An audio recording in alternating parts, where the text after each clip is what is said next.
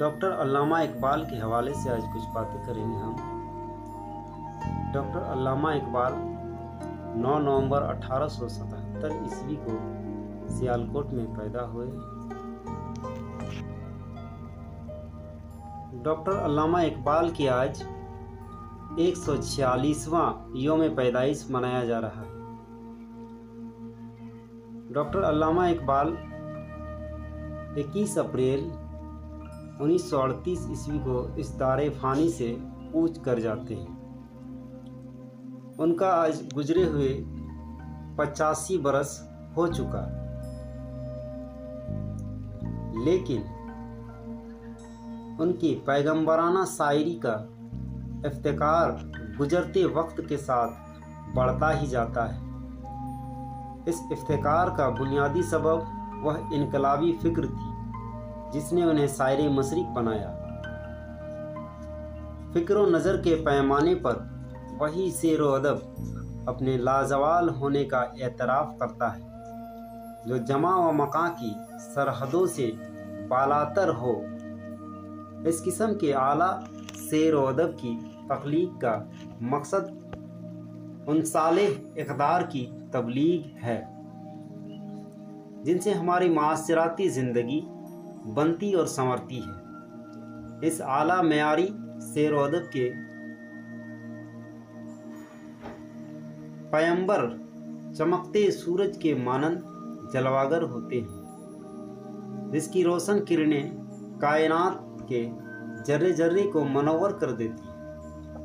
آسمانی ادب کے درخشندہ ستاروں میں ایک اہم ترین نام شاعر مشرق ڈاکٹر علامہ اقبال کا ہے۔ شعر و ادب کے تشنہ لبوں کو میں نوش کے آداب سکھانے والے اقبال اپنے بے نظیر تخیل اور نرالے انداز بیاں کے سبب اردو نظم کے سب سے عظیم شاعر تسلیم کیے جاتے ہیں، لیکن ان کی غزلیں بھی کسی درجہ کم نہیں۔ کلام اقبال کا جادو ان کی غزلوں میں بھی سر چڑھ کر بولتا ہے۔ علامہ اقبال کی شاعری دراصل کائنات کے اٹل سچائیوں کا اعتراف ہے، جس میں تعمیر حیات کا پہلو سب سے نمایاں ہے۔ یہاں عام شاعروں کی طرح شکست، ناامیدی اور زندگی سے فرار کی کوئی صورت نظر نہیں آتی، شاید اس لیے کہ یہ تلقین خودی، شاید اس لیے کہ فروغ کہکشاں کو ناز ہے جن کی جبینوں پر، فروغ کہکشاں کو ناز ہے جن کی جبینوں پر، یہ تلقین خودی پیدا کی وہ نوجواں تو نے، انہی کے زور باجو سے اب گردش زمانہ کی، انہی کے زور باجو سے ہے اب گردش زمانے کی، بدل کر رکھ دیا آخر مزاج آسماں تو نے۔ اقبال کے بارے میں یہ معلوم بات ہے کہ وہ ایک فلسفی شاعر تھے۔ زندگی اور مقصد زندگی کے حوالے سے جتنے فکر انگیز خیالات اقبال نے پیش کیے ہیں، اردو ادب کے تاریخ میں اس کی دوسری مثال نہیں ملتی۔ اس انقلابی فکر کی آبیاری میں ان کے والدین کی مثالی تربیت کا خصوصی کردار رہا ہے۔ ان کے والد شیخ نور محمد متقی اور پرہیزگار مسلمان تھے۔ ان کی تربیت کا ہی اثر تھا کہ اقبال کے اندر بچپن سے ہی قرآن حکیم کی تلاوت کا شوق، حسن اخلاق اور بزرگوں کا احترام جیسی خوبیاں پروان چڑھی اور جزو زندگی بن گئی۔ والد بزرگوار نے ایک بار اقبال کو نصیحت کرتے ہوئے کہا تھا، بیٹا جب تلاوت کیا کرو تو یہ جان کر قرآن پڑھا کرو کہ یہ تم پر ہی نازل ہوا ہے۔ یہ نصیحت اتنی اہم اور غیر معمولی تھی کہ اس نے اقبال کی شخصیت اور شاعری پر انقلابی اثرات مرتب کیے۔ بقول اکبر اعلیٰ آبادی، حضرت اقبال میں جو خوبیاں پیدا ہوئی، قوم کی نظریے جو ان کے طرز کی شیدا ہوئی، اس کے شاہد ہیں کہ ان کے والدین ابرار تھے۔ باوفا تھے، اہل دل تھے، صاحب اسرار تھے۔ قرآن حکیم کے بارے میں اقبال اپنے والد محترم کی نصیحت پر تادم حیات سختی کے ساتھ عمل پیرا رہے۔ کلام اقبال کا مطالعہ کرنے سے یہ حقیقت واضح ہو جاتی ہے کہ ان کے شاعرانہ تخیل میں انقلابی افکار کی آمد تعلیم قرآن کے مرہون منت ہے۔ اقبال نوجوانوں کو قوم کا بیش قیمتی سرمایہ تصور کرتے ہیں، لہذا ان کے پیامی شاعری کا بنیادی کردار قوم کا نوجوان ہی ہے۔ وہ تعلیم کے شعبے میں قوم کو سب سے آگے دیکھنا چاہتے تھے۔ ان کی یہ شاید خواہش تھی کہ قوم کے نوجوان ام الکتاب قرآن الحکیم سے اپنا رشتہ جوڑے، لیکن مسلم نوجوانوں کی تعلیم سے دوری اور بے مقصد زندگی دیکھ کر انہیں سخت مایوسی ہوتی تھی۔ مندرجہ ذیل آثار علامہ کے انہی احساسات کے آئینے دار ہیں۔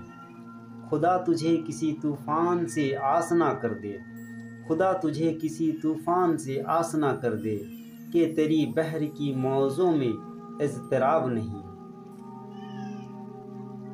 تجھے کتاب سے ممکن نہیں فراق کو تو، تجھے کتاب سے ممکن نہیں فراق کے تو کتاب خواں ہے مگر صاحب کتاب نہیں۔ نیلگو آسمان کے وسعتوں میں اڑتے پرندوں نے ہمیشہ انسان کے فکر کو شوق پرواز عطا کی ہے۔ آسمان کے انہی پرندوں میں سے ایک خاص پرندے شاہین کی پرواز اقبال کو اس قدر پسند آئی کہ انہوں نے اسے اپنی شاعری کا محبوب استعارہ بنا دیا۔ اقبال کے یہاں شاہین شجاعت، دانائی، عزت نفس، دور اندیش اور خود اعتمادی کا استعارہ ہے۔ یہی وہ اعلیٰ ترین انسانی خصلتیں ہیں جو کسی قوم کو زندگی عطا کرتی ہے۔ اقبال کا کمال یہ ہے کہ انہوں نے پرندوں کی دنیا میں سے ایک ایسے پرندے کا انتخاب کیا جو اپنے اندر شان درویشی رکھتا ہے اور اس کی نظر آسمان کی بلندیوں پر رہتی ہے۔ اقبال کا شاہین قوم کا وہ اقبال کا شاہین قوم کا وہ اقبال کا شاہین قوم کا وہ مثالی نوجوان ہے جو کچھ اس شاہانہ انداز سے زندگی بسر کرتا ہے۔ تو شاہین ہے پرواز ہے کام تیرا، تو شاہین ہے پرواز ہے کام تیرا، تیرے سامنے آسماں اور بھی ہے۔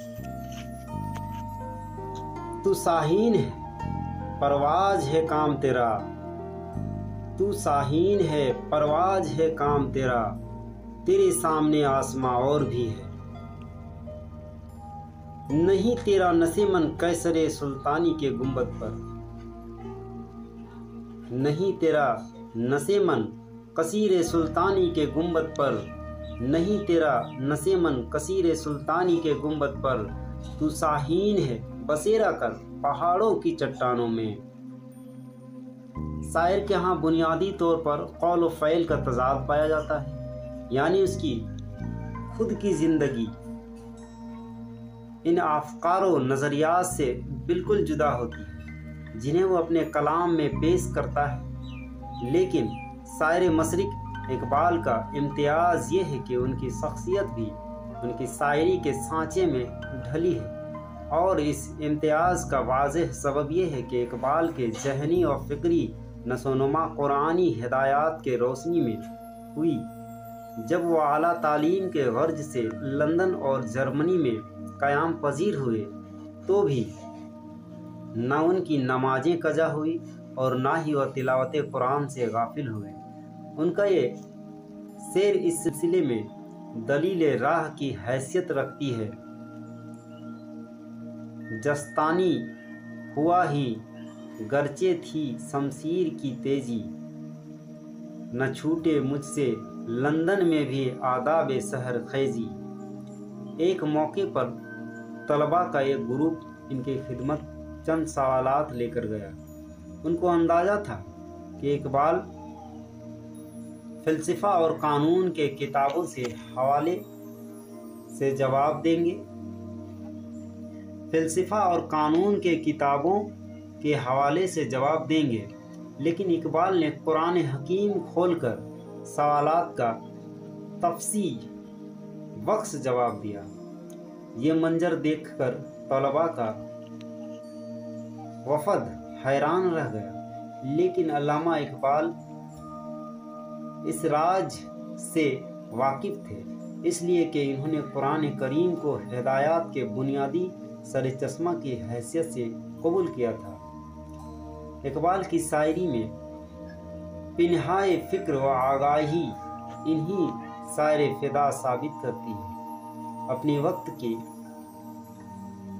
अपने वक्त में वह मजलूम अक़वाम की सबसे मजबूत आवाज़ बनकर उभरे और आज भी उनकी इनकलाबी शायरी हमें ज़िंदगी का पैगाम दे रही है। मकासिद ज़िंदगी के साथ इश्क की कैफियत ने इकबाल को इकबाल बनाया।